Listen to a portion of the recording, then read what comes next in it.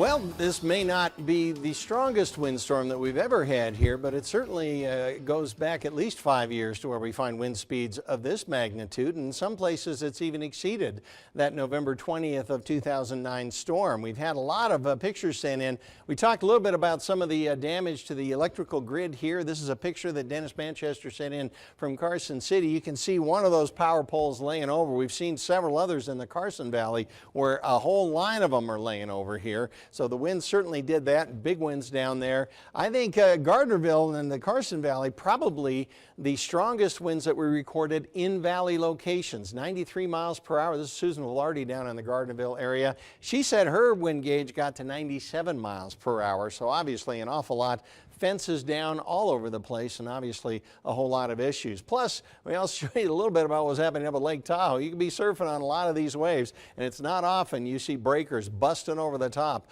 of these docks across the Lake Tahoe area. For us here, we're looking right now at cloudy skies. There is some rain tucked way over on the west side of the valley here, but again, we're being shadowed out, mostly because of the strong winds that we're having. You could see it when we put our time warp into motion here. Of course, the camera's bouncing all over because of those winds, but it almost looks like a waterfall pouring over the top here. So if you're tucked up on the west side, you probably received a fair dose of rainfall here today. If you're anywhere from the center to the eastern side of the valley, probably no more than just a trace of rain or a drop here and there. Outside right now, 51 degrees. We've got a temperature. It's certainly a little bit on the warm side for the kind of storm that we've had, but this was a very warm storm. 48% relative humidity, dew point at 32 degrees. Variable winds right now at 3 miles per hour. So they've really dropped off recently. Of course, you get on the outskirts of town, we still have more wind out there. Look at this high, 63 degrees, and that was set very early this morning. The low, 51, never got below that, even overnight. In fact, we're at the low right now. And of course, precipitation, as I mentioned, at the airport, they just had a few drops here and there, trace amounts. You had easily measurable precipitation once you got over on the west side, and there's going to be a whole lot up into the mountains. And here's some good news. It cleaned out our air quality, so we've gone from a red light 2 nights ago to a yellow light last night. Now we have a green light for the burn code out there.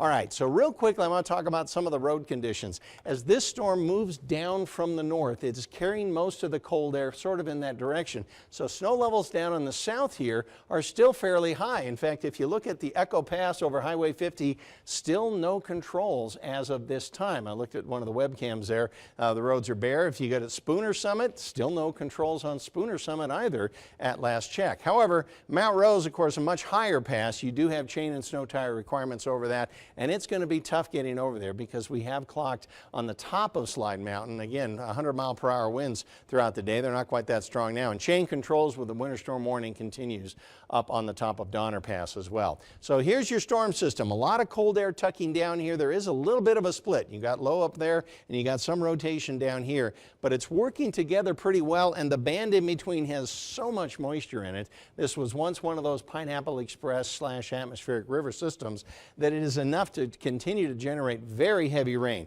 In California especially, they're dealing with way too much actually. If we look at what's happening on our radar right now, very heavy precipitation. We are still at this point just barely getting to the top of the mountains. Now it is dribbling over a little bit up to the north of us where you don't have quite so much to block it. Now tomorrow we're going to see, actually overnight tonight, the front pass through. Snow levels dropping to about 5,000 or 5,500 feet, or just off of our valley floor.